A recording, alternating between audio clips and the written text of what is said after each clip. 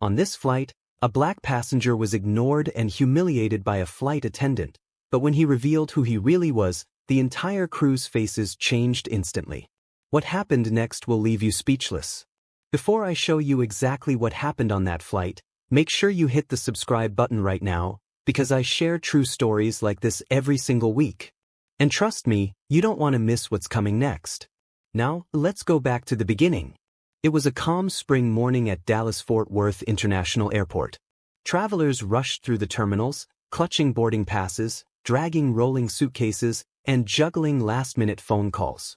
Flight AZ-472 was preparing for takeoff, bound for New York City. Among the passengers was a man named Marcus Ellington, mid-40s, calm presence, a sharp business suit and a leather briefcase by his side. To most, he looked like just another professional on another business trip. But Marcus carried with him something more, an identity that not everyone would respect, and a past filled with encounters that still lingered in his memory. You see, Marcus was no ordinary passenger. He was the incoming chief executive officer of the airline's parent company. But today, as he stepped onto that plane, no one knew that. To them, he was just another black man. And soon he would be treated as such. The cabin buzzed with noise. Families wrestled with overhead bins. A couple argued softly over who would take the window seat. A flight attendant moved briskly down the aisle, offering smiles and assistance, at least to some. Her name was Rebecca. Blonde, mid-30s, polished uniform, but a sharp edge to her tone. To certain passengers, she was warm and helpful. But when her eyes fell on Marcus, her expression shifted, tight, dismissive, almost as if his presence was a nuisance. Marcus noticed it immediately, but brushed it off. After all, he was used to moments like this. Still, he hoped this flight would be uneventful. He had a speech to prepare in New York, and the last thing he wanted was trouble in the skies. As Marcus settled into his seat in business class, he placed his briefcase neatly under the seat in front of him and asked politely, "Excuse me, could I please have a glass of water?" Rebecca glanced at him, then past him, as though he hadn't spoken. Just seconds later, she leaned across him to offer the very same water to the white passenger sitting nearby. Marcus felt the sting. But he remained silent. He'd learned long ago that sometimes, silence speaks louder than words. But little did he know, this was just the beginning of a long, humiliating flight. Minutes later, Rebecca returned with meal options. She smiled warmly at the row in front of Marcus, joked with them about chicken versus pasta, and laughed as she poured their drinks. But when she reached Marcus, her tone was clipped, cold. "You'll have to wait," she said flatly, before moving on without explanation. The passenger beside him raised an eyebrow in disbelief. Marcus simply exhaled, tapping his fingers softly against his armrest. He could feel the eyes of others watching, some sympathetic, others pretending not to notice. Inside, frustration simmered. He had paid for the same class of service as everyone else. He had followed every rule, every courtesy, and still ignored, dismissed, humiliated. But Marcus wasn't about to make a scene. Not yet. Because what Rebecca didn't know, what no one on that flight knew, was that Marcus held a secret. One that would not only shatter the arrogance of the flight crew, but send shockwaves through the entire airline. And when that secret finally came out, the flight would never be the same. But that was only the beginning. What Marcus endured over the next few hours would test his patience, his dignity, and his silence. And when the truth finally came to light, Rebecca would regret every single word she said. The plane leveled at cruising altitude. Trays clattered, seatbelts clicked, and the scent of reheated meals filled the cabin. Marcus leaned back, trying to focus on the notes for his upcoming leadership summit in New York. He had been invited to deliver the keynote address to a room full of executives, politicians, and community leaders. It was a moment that could set the tone for his tenure as CEO. But here he was, 30,000 feet above the ground, fighting the same battle he thought he had left behind in his youth. Rebecca returned down the aisle with a cart of meals. Her smile shone brightly as she leaned toward a middle-aged businessman. "Chicken or pasta?" she asked sweetly, handing him a neatly plated dish. When she reached Marcus, her expression hardened. She didn't offer him a choice. Instead, she dropped a lukewarm tray onto his table. No eye contact. No courtesy. Just disdain. Marcus spoke calmly, his voice measured. "Excuse me, I believe there are meal options. Could I have the chicken, please?" Rebecca's response was sharp. "You'll take what's left. That's how it works." The words sliced through the air. The passengers nearby shifted uncomfortably, some exchanging glances. The man in the seat across the aisle frowned, clearly unsettled. Marcus held her gaze for a moment. His jaw tightened, but his voice remained even. "I paid for the same ticket as everyone else. I'm simply asking for the option you're offering to others." Rebecca smirked. "If you don't like it, sir, perhaps economy would have been a better fit." The words hung heavy. Some gasped quietly. Others looked down, avoiding eye contact. Marcus sat back in silence, his meal untouched. Inside, anger burned. But he would not give her the satisfaction of a public outburst. Not yet. Moments later, a passenger from row 6, a woman named Linda Matthews, a teacher from Chicago traveling to visit her daughter, spoke up. "Excuse me," she said firmly, leaning into the aisle. "Why are you treating him differently? I've been watching and it's obvious." Rebecca's smile flickered. "Ma'am, please stay in your seat. Everything is fine." "No, it's not fine," Linda snapped. "I saw how you skipped him earlier and now this? He deserves the same respect as the rest of us." Several passengers nodded quietly in agreement, but none spoke aloud. Rebecca's cheeks flushed red. She straightened her uniform, forcing composure. "Ma'am, if you continue to interfere, I'll have to report you to the captain." The atmosphere in the cabin grew tense. The sound of the engines hummed beneath the silence of uneasy passengers. Marcus turned to Linda, offering a small, grateful nod, then returned his gaze to the untouched tray before him. Rebecca wheeled the cart forward, but her body was rigid, her movements sharp. Every so often, her eyes darted back at Marcus, hard, cold, full of irritation. Marcus glanced at his watch. The flight had only been in the air for 40 minutes. Hours still remained. Hours in which he would have to endure her hostility. But he wasn't a man easily broken. He had built companies, led teams, faced boardroom betrayals, and navigated racial prejudice his entire life. This moment was no different. It was just another test. But Rebecca wasn't finished. Not by a long shot. An hour into the flight, Marcus pressed the call button on his armrest. The light above his seat blinked. Rebecca appeared minutes later, her arms crossed. "Yes. I'd like some water, please," Marcus said. His tone remained polite, though his patience had thinned. Rebecca rolled her eyes and leaned closer. Her words were low, but sharp enough for the row around them to hear. "You know, people like you are always demanding. Maybe you should learn to wait like everyone else." Gasps broke out again. A man 2 rows back muttered, "Unbelievable." Marcus inhaled slowly, suppressing the urge to respond with the sharpness she deserved. He had faced racism in boardrooms, classrooms, and neighborhoods his whole life. But here, in the confined space of an airplane, every humiliation echoed louder, every insult stung sharper. Finally, Marcus spoke, calm, steady but firm. "Rebecca, I've been patient. I've been respectful. But your behavior is unacceptable. I will not be spoken to like this again." Her lips curled into a tight smile, the kind that carried no warmth. "Or what?" she asked, her voice dripping with mockery. "What exactly will you do?" The air grew thick, every ear tuned to their exchange. Linda's eyes widened, waiting for Marcus's response. Even the man across the aisle set down his magazine, his full attention locked on the confrontation. Marcus's expression didn't falter. His voice, controlled yet powerful, filled the row. "You'll find out soon enough." The cabin froze. Rebecca's smirk wavered. For the first time, uncertainty flickered in her eyes. And in that moment, the balance shifted. Marcus was no longer just a passenger enduring silent humiliation. He was a man ready to confront the truth head-on. What he did next would silence the cabin and expose Rebecca in a way she never imagined. The silence stretched. The hum of the engines seemed louder as Marcus held her gaze. Rebecca's confidence wavered, but she quickly straightened, refusing to back down. She turned sharply, walking away, leaving Marcus's request unanswered. But the damage had already been done. The passengers had seen her words. They had heard the tone she used. And whispers began to spread. She can't talk to him like that. That was out of line. Did you hear what she said? Rebecca returned minutes later with a plastic cup of water.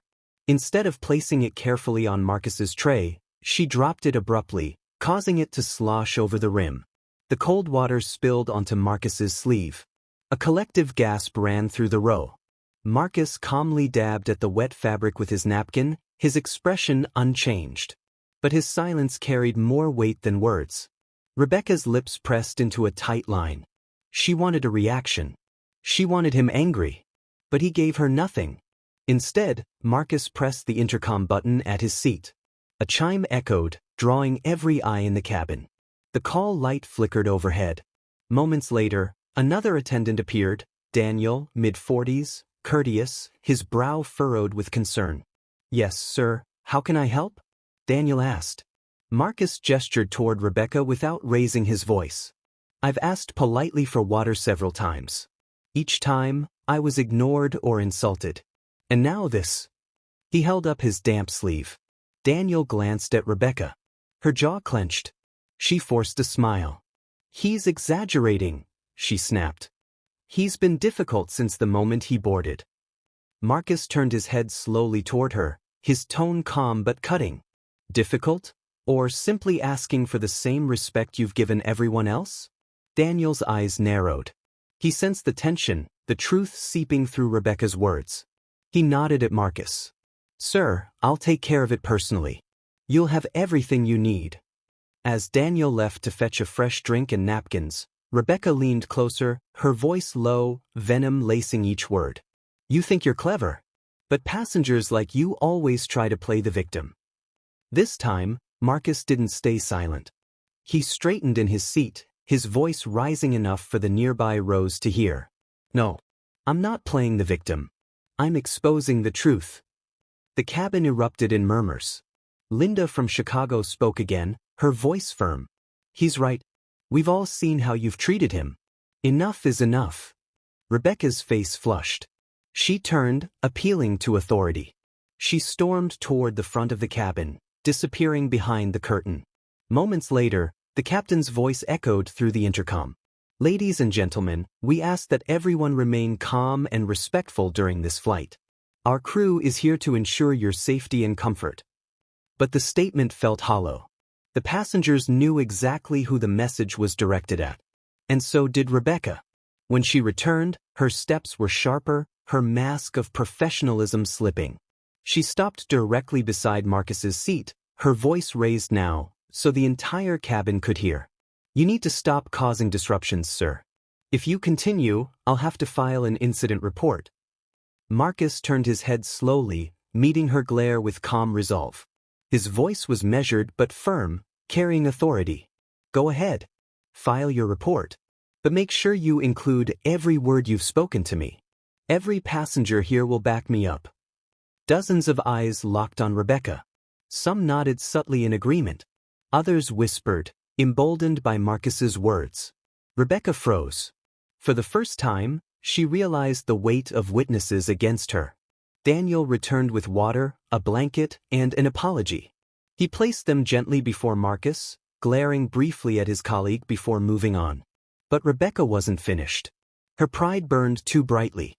She leaned closer once again, her words barely above a whisper but sharp as a knife. "You'll regret crossing me." Marcus didn't flinch. His reply was steady, deliberate, a quiet thunder that made the row around him lean in. "No, Rebecca. You'll regret underestimating me." The tension reached a breaking point. Every passenger nearby could feel it, the inevitable collision between arrogance and truth. And then it happened. Rebecca pushed too far, crossing a line she could never return from. What she said next would ignite the cabin, expose her intentions, and force Marcus to finally reveal the power he had kept hidden. Rebecca's voice rang through the cabin, sharp and unrestrained. "People like you should be grateful you're even on this flight. Don't act like you deserve special treatment." The words cut through the air like a blade. A stunned silence followed. Then whispers. Guess. Shocked faces turned toward her. Linda sat bolt upright. Did you just say that out loud? A businessman across the aisle muttered under his breath. Unbelievable. Marcus's jaw tightened. He had given her chance after chance, allowed her disrespect to pass in silence, but now the mask was off. She had exposed herself. He rose slowly from his seat. The simple action sent a ripple through the cabin. Passengers shifted, watching, waiting. Even Rebecca flinched slightly, but she quickly masked it with a smirk. Oh, what now? Going to make a scene? She mocked.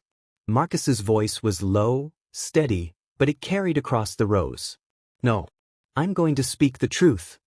Rebecca's laugh was brittle, forced. The truth? You've been nothing but a problem since you stepped on board. Passengers shook their heads. A young woman whispered to her friend. No, she's been the problem since he stepped on board. Marcus locked eyes with her. Unshaken. You've made assumptions about me since the moment I sat down. You've denied me basic courtesy. And now, you've decided to humiliate me in front of everyone. But here's what you don't realize. He paused, his words deliberate, each one landing with weight. Your power over me ends today. A murmur rose in the cabin. Rebecca's smirk faltered. You're just a passenger. Nothing more, she snapped, louder this time, trying to reclaim authority. But her voice betrayed her. Correct. Daniel, standing at the rear, stepped forward. Rebecca, that's enough. His tone was firm, commanding. You're out of line. Her head whipped toward him, eyes blazing. Stay out of this. But Daniel didn't back down. I won't. We've all heard what you said. The passengers have heard it. This isn't just about him anymore. It's about all of us. Applause broke out, short, sharp, spontaneous. Passengers clapped, nodding at Daniel's courage. Rebecca's face turned crimson. She spun back toward Marcus, her words spitting venom now. You think you can turn them against me? You think because you wear a nice suit, you're better than me? You're nothing. Do you hear me? Nothing. The applause died instantly. Gasps filled the silence. Marcus didn't move. His calm presence against her rage only made her look smaller, weaker. He took a step forward, his voice clear, unshaken. You've said enough. More than enough. And now, everyone here knows exactly who you are. But you don't know who I am. The cabin froze. Every ear tuned in. Every eye locked on him. Rebecca scoffed. Oh, please. Spare us the speech. Who are you supposed to be? Some big shot. Her mocking tone only amplified the suspense. Passengers leaned forward in their seats, waiting, hearts racing. Marcus's pause stretched, measured, intentional. He scanned the faces around him, letting the anticipation build. Then, with a steady breath, he spoke. You'll find out soon enough. And when you do, you'll regret every single word you just said. Rebecca blinked, momentarily thrown off. Her smirk faltered into confusion, then hardened back into anger. You're bluffing. You're nothing but a loud passenger trying to play the victim card. Marcus didn't reply. He simply sat back down, composed, calm, while Rebecca stood trembling with rage, her authority unraveling before the entire cabin. The passengers whispered louder now. Who is he really? Did you hear that? He said we'll find out. He's not bluffing. Look at the way he carries himself. The plane felt electric, charged with tension. The roles had shifted. Rebecca was no longer in control. The passengers weren't afraid of her anymore. And Marcus? Marcus was about to change everything. And that's when the shift became undeniable. Rebecca had humiliated herself more than she had humiliated Marcus. But the real shock was still ahead, because the moment Marcus revealed his true identity, the entire cabin would fall silent, and Rebecca's world would come crashing down. The plane hummed steadily through the clouds, but inside the cabin, the air was anything but calm. Whispers spread from row to row like wildfire. Eyes flicked between Marcus, seated tall and composed, and Rebecca, who now paced the aisle like a cornered predator.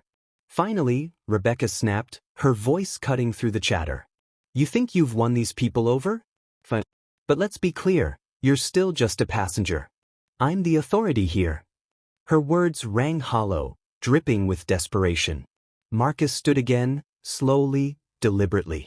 He didn't raise his voice, but the silence he commanded was louder than anything Rebecca could have shouted. "I've given you every chance to correct yourself," Marcus said, his tone calm but firm. "You chose arrogance over humility, disrespect over decency. And now, you've left me no choice." Rebecca scoffed. "No choice for what? To lecture me again? Please, sit down before you embarrass yourself further." But Marcus didn't sit. Instead, he reached into his briefcase, pulled out a slim leather folder, and opened it. Inside was a set of documents, official, unmistakable. The businessman in the aisle seat leaned forward, eyes widening. "Wait, is that?" Marcus turned, holding up the front page so the passengers closest to him could see. Stamped across the top, Ellington Group, Executive Appointment Announcement. His voice carried, steady as steel.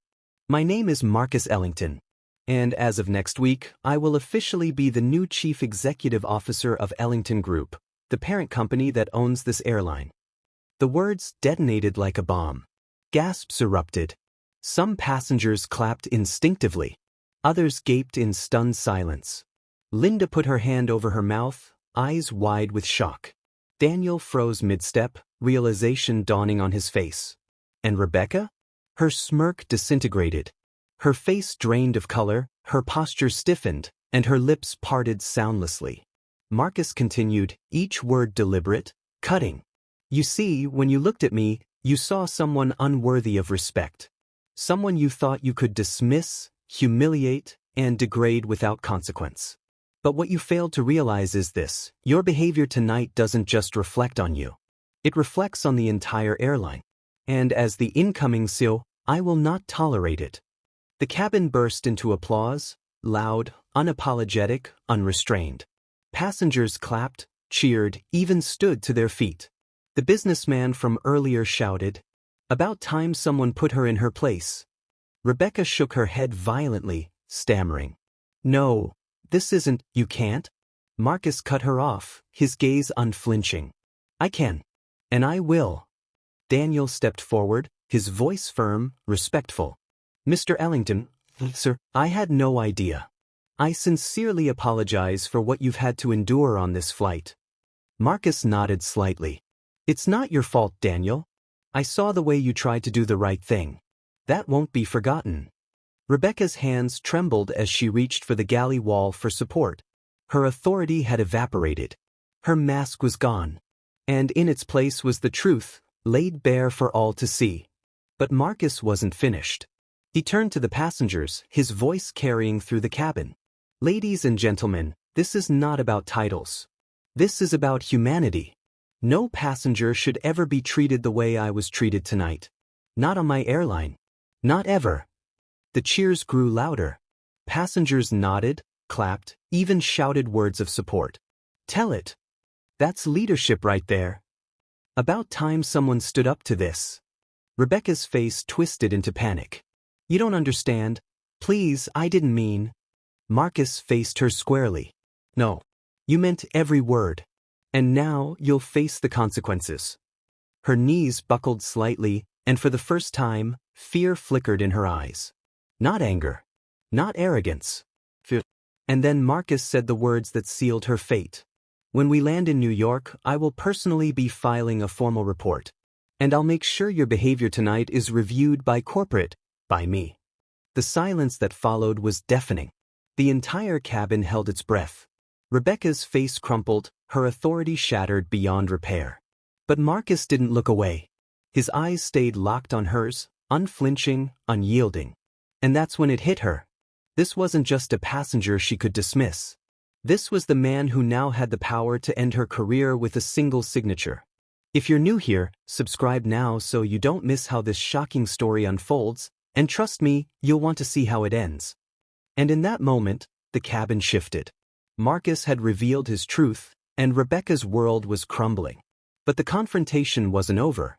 Because what came next would drag the entire airline into the spotlight, and Rebecca into the fight of her life. The cheers hadn't even died down before phones came out, screens glowing in the dim cabin light. Passengers raised cameras, recording every second. The businessman in 4C whispered loudly to the woman across the aisle, "This needs to go viral. People need to see this." Rebecca's head snapped around, panic written across her face. "Put those away. You can't record crew." But no one listened. Her authority was gone, shredded in front of everyone. Dozens of phones stayed raised, capturing her frantic tone, her trembling hands. Marcus didn't raise his voice. He didn't have to. Let them record. The world deserves to know what happened here tonight. Gasps rippled through the rows. Passengers exchanged nods of agreement. One woman, middle-aged with a determined expression, spoke up. "I've never seen anything like this in all my years of flying. The way you treated him was shameful." Another man chimed in, "And if this is how you treat a paying business class passenger, I can't imagine how you treat others." The voices grew louder, unified. The passengers weren't just witnesses anymore, they were a jury.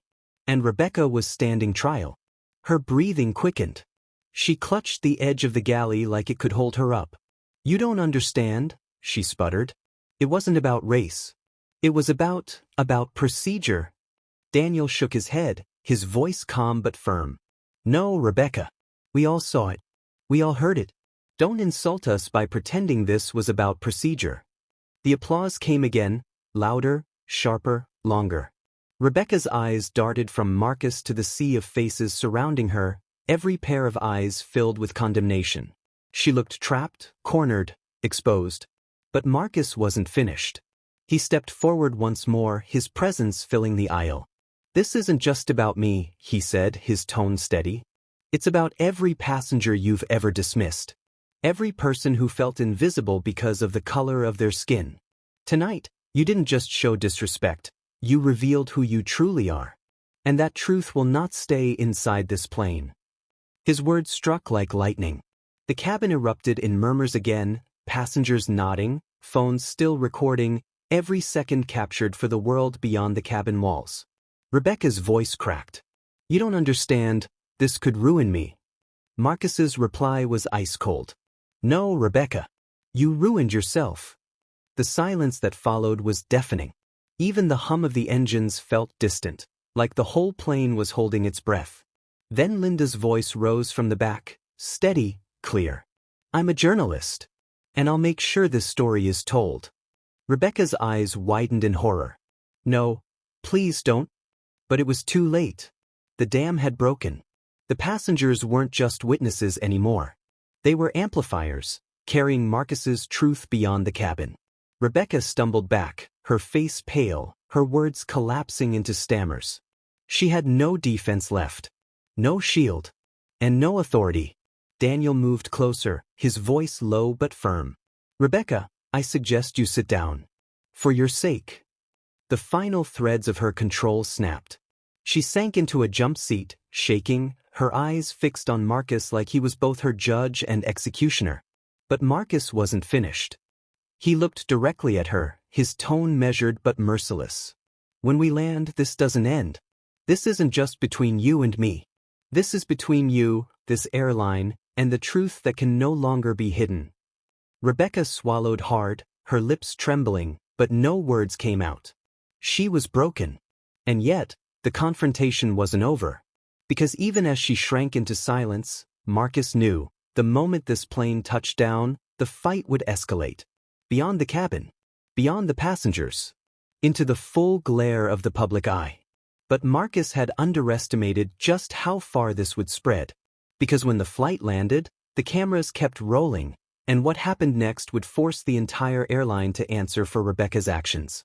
The jet touched down at JFK International Airport under the cover of night. The cabin lights glowed, passengers gathered their belongings, but not a single phone lowered.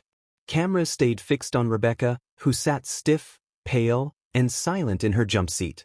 As the doors opened, the first passengers stepped into the jet bridge, already uploading videos.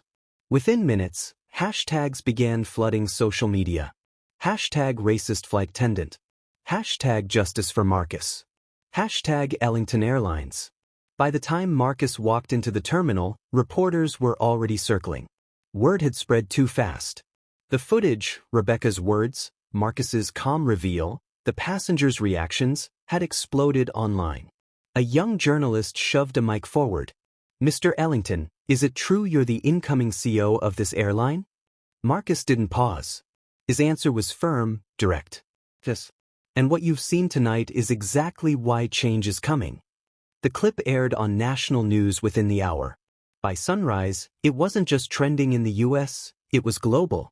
Talk shows debated it. Civil rights leaders spoke out. Passengers from the flight gave interviews, describing in detail how Rebecca treated Marcus. One headline read, "Incoming airline CEO humiliated by own flight attendant." Another, "Racism at 30,000 feet, viral video shakes airline industry." And as the world watched, pressure mounted on the airline. Their official Twitter account flooded with demands for accountability. Thousands of comments, thousands of shares. By midday, Ellington Airlines released a statement. "We are aware of the incident involving one of our crew members on Flight AZ-472. We take allegations of racism and misconduct very seriously. An internal investigation is underway, and appropriate action will be taken." But the public wasn't satisfied. Appropriate action wasn't enough. They wanted justice. Rebecca's name leaked within hours. Her image, once just another face in uniform, was plastered across screens, tagged, dissected, condemned. Some demanded she be fired immediately. Others argued she should never work in aviation again. Meanwhile, inside corporate headquarters, executives scrambled. Phones rang nonstop. Shareholders called emergency meetings.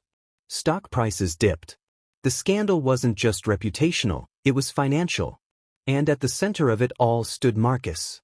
The man Rebecca had dismissed as nothing was now the face of the story, the voice of accountability, and the symbol of the storm. When reporters caught him leaving a Manhattan office that evening, one shouted, "Mr. Ellington, what's your response to the airline statement?" He stopped, turned to the cameras, and said, "My response? Words aren't enough. We need action. And as the incoming CEO, I promise you, this will not be swept under the rug." The footage went viral again, feeding the fire. Support poured in from all corners. Passengers on other flights shared their own stories. Advocacy groups demanded structural reform. Rebecca, meanwhile, vanished from public view. Paparazzi staked out her home, but she didn't appear. Rumors swirled. Was she suspended? Fired? Protected by the union? The silence from her only fueled speculation. But Marcus knew silence couldn't last forever. The airline had no choice but to respond decisively. And soon, a confrontation was inevitable between Marcus, Rebecca, and the very company now caught in the spotlight. That night, Marcus sat in his hotel room overlooking the New York skyline. His phone buzzed nonstop with calls, texts, and emails. Support from strangers. Demands from activists. Pressure from executives. He stared out at the city lights, knowing the next step would define not just Rebecca's future, but his leadership. And then, the phone rang again. This time, it wasn't a journalist. It wasn't a friend. It wasn't a supporter. It was corporate. The board. Calling him directly. And as Marcus answered, the voice on the other end made it clear, Rebecca's fate, the airline's reputation, and his first act as CEO would all collide in one decision. The decision that could make or break everything. The line crackled and a voice came through. "Marcus, it's the board. We've seen the footage. We've read the reports. The world is watching. How do you want to handle this?" Marcus didn't hesitate. His tone was calm, deliberate, but unflinching. "This isn't about me. It's about the standard we set for every employee wearing our uniform." Rebecca's actions were racist, discriminatory, and humiliating, not just to me, but to every passenger who witnessed it. There can be no excuse. No cover-up. No delay. The silence on the line stretched. Then the voice replied quietly, "Are you saying termination?" Marcus's answer was firm. "I'm saying accountability. Effective immediately." The board member exhaled. "Understood. We'll draft the release." Hours later, the airline issued its most direct statement yet. We have completed our investigation into the incident on Flight AZ-472. Effective immediately, the crew member in question has been terminated. We deeply regret the harm caused to our passenger, Mr. Marcus Ellington, and to everyone who witnessed the incident. This behavior does not represent our values, and under new leadership, we are committed to ensuring it never happens again. The press release hit headlines within minutes. The public reaction was instant. Applause, praise, relief. Hashtags shifted from outrage to vindication. Hashtag accountability in the air. Hashtag justice for Marcus. Hashtag change takes flight. News anchors replayed Marcus's calm confrontation, contrasting it with Rebecca's words. Analysts called it a defining moment in corporate accountability. But while the world celebrated, Rebecca's silence finally broke. A leaked email surfaced, her plea to the union, claiming she had been set up, that the passengers had misinterpreted her words. It only made things worse. Screenshots spread online. The public saw denial, not remorse. And the backlash intensified. Meanwhile, Marcus faced cameras once more, this time not as a victim, but as a leader. Standing at a podium in front of the company's headquarters, he spoke with clarity. This isn't about firing one person. It's about changing a culture. I sat on that plane as a black man who was dismissed, ignored, and humiliated. But I also sat there as a leader. And as a leader, I refuse to let this airline carry racism into its future. From today forward, we are implementing mandatory anti-discrimination training for all staff. We are opening new channels for passengers to report misconduct. And most importantly, we are listening. The applause from the gathered crowd wasn't just for him. It was for the message. For the change. Rebecca's fate was sealed. Her name faded into the noise of scandal and consequence, while Marcus's name rose higher, as both a CEO and a symbol. But Marcus wasn't smiling. His voice softened as he ended his speech. No CEO should have to reveal his title just to be treated with basic dignity.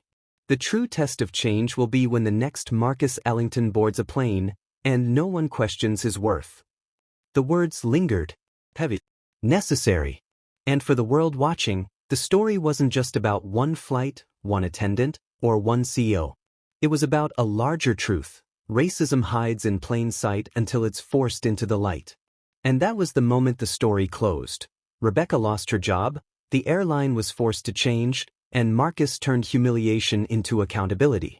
But let me ask you this, if you were in Marcus's shoes, what would you have done? Stay silent, or stand up? Drop your answer in the comments below, because this conversation doesn't end here.